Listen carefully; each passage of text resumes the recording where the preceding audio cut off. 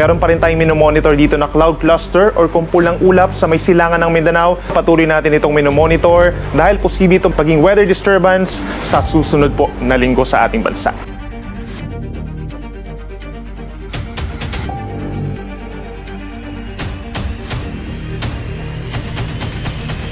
Manatiling may kaalaman at manatiling ligtas sa pamamagitan ng pagbisita sa aming YouTube channel para sa mga real-time na ulat panahon sa ating bansa. Laging tandaan, maging alerto at iba yung pag-iingat sa banta ng ulan, baha at pagguho ng lupa. Ngayon, oras na para marinig mula sa ekspertong meteorologist. Bibigyan tayo ng malalim na pagsusuri sa lagay ng panahon at ipapaliwanag ang anumang mahalagang kaganapan sa ating panahon ngayon o sa mga darating pang araw.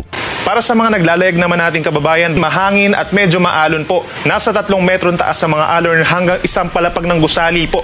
Kaya delikado ito sa mga maliliit na sasakyang pandagat. Mag-ingat po tayo. Habang sa natitirang baybayin pa rin ng ating bansa, aasahan pa rin yung banayad at minsan katamtaman na taas sa mga pag-alon, maliban na lamang kapag may thunderstorms kung saan posibleng umabot sa hanggang 2 metro. Samantala, base naman sa latest tropical cyclone threat potential po ng Pag-asa, inaasahan natin na sa weekend is possible nga doon sa may cloud cluster na yon ay may mabuo na low pressure area, posibleng pumasok ng Philippine Area of Responsibility Monday or Tuesday. Inaasahan kikilos ito na paangat na pakaliwa at posibleng dumikit po sa may eastern side ng ating bansa. So ibig sabihin ay yung trough ng low pressure area ay magpaulan din dito sa may Caraga region, Eastern Visayas, hanggang dito sa may Bicol region sa kalagitnaan po ng susunod na linggo. At hindi pa rin natin inaalis yung chance na magiging isang bagyo ito or tropical depression habang ito ay papalapit dun sa ating Philippine Area of Responsibility. Sa ating mga kababayan naman sa Mindanao, patuloy pa rin ang generally fair weather conditions. So ibig sabihin wala tayong tuloy-tuloy na malalakas na mga ulan. Aasahan yung bahagyang maulap at kung minsan maulap lamang na kalangitan. Pero pagsapit ng hapon, nandyan pa rin po yung chance ng mga localized thunderstorms or saglit na pagkidlat pagkulog, lalo na po sa bahagi ng Zamboanga City, Basilan, dito sa may kanlurang bahagi po ng Socsargen, Lanao del Sur, at doon pa rin po sa mga bulubundukin sa Bukidnon at paligid na bahagi pa ng Davao Region. Sa ating mga kababayan naman sa Palawan at dito rin po sa Visayas, patuloy ang mainit at malinsangang panahon, epekto pa rin yan ng easterlies. Ito pa rin na magdadala ng mga localized thunderstorms as early as morning dito po sa hilagang bahagi ng Palawan as well as the eastern portions of Visayas, habang meron din mga pulupulong ulan or pagkidlat pagkulog sa may western and central portions of Visayas. Samantala, meron tayong panibagong weather system. Ito yung frontal system o ito yung linya kung saan po nagbabanggaan yung malamig na hangin galing sa hilaga at yung mainit na easterlies. At itong frontal system na ito yung inaasahang bababa at magpapaulan sa malaking bahagi ng Northern Luzon sa susunod po na 2 araw. Kaya magdala ng payong yung ating mga kababayan dito sa may norte, sa may Cagayan Valley, Cordillera Region at mga kalapit na lugar. Makulimlim na panahon na sasamahan ng kalat-kalat na ulan and thunderstorms. Kaya magdala po ng payong at mag-ingat na rin sa mga posibleng flash floods or landslides.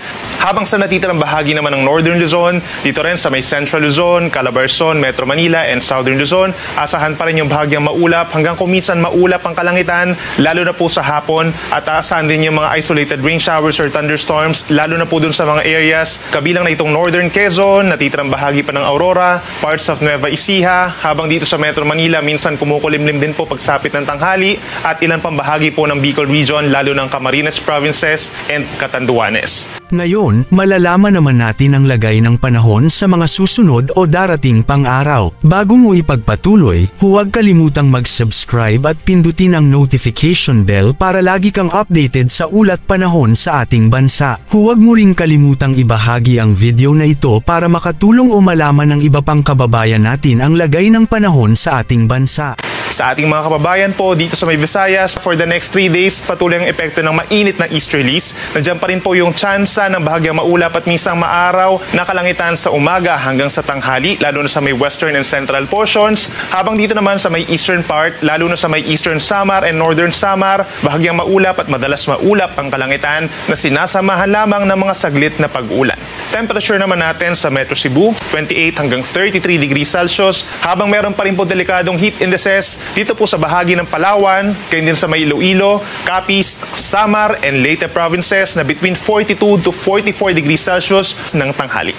So dito sa Metro Manila for the next 3 days, andyan pa rin po yung bahagyang maulap at minsang maaraw na umaga at posible yung mga kaulapan pagsapit ng tanghali at yung mga pulupulong ulan or pagkidlat pagkulog pagsapit ng hapon.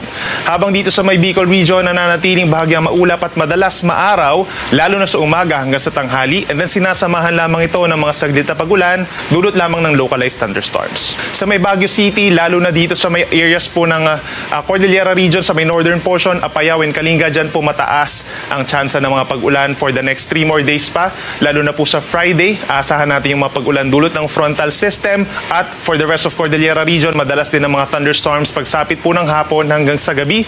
So ibig sabihin yan, kapag may mga pag-ulan po tayo, mababawasan yung init na mararamdaman ng ating mga kababayan. Dito naman sa may Metro Manila, bahagyang bababa yung ating maximum temperature sa tanghali na hanggang 34 degrees Celsius, habang yung heat index mananatiling mataas pa rin na hanggang 41 degrees Celsius. Dito po sa may Tuguegarao, hanggang 33 degrees Celsius lamang po yung possible air temperature, at mas lalo na yung heat index, posibleng mababa din po.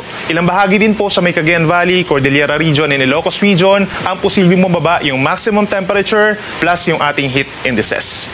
At panghuli sa ating mga kababayan po sa Mindanao, mananatiling mainit pa rin. Aasahan pa rin natin yung epekto ng easterlies by Friday and Saturday. Then pagsapit po ng Sunday, possible na yung mga kaulapan sa may Davao region and Caraga region dahil dun sa intertropical convergence zone. Possible din po yung maulap na kalangitan at maulang panahon by the middle of next week sa malaking bahagi ng Caraga and Davao region as well as Eastern Visayas na rin po dahil dun sa trough ng low pressure area na papasok po ng ating Philippine Area of Responsibility. Temperature natin sa may Davao City, 26 to 33 degrees Celsius, habang yung heat index pinakamataas pa rin sa mga syudad ng Cotabato and Zamboanga na 42 to 43 degrees Celsius. Paalala pa rin sa ating mga kababayan, laging uminom ng tubig, at kung lalabas ng bahay, make sure po na may dala tayong payong para iwas heat stroke. Yan muna ang ating weather update ngayon. Sana ay nakita ninyo ang broadcast na ito na nagbibigay kaalaman at kapaki-pakinabang. Maraming salamat sa DOST Pag-asa sa pagbabahagi ng kanilang mahalagang insight o ulat panahon.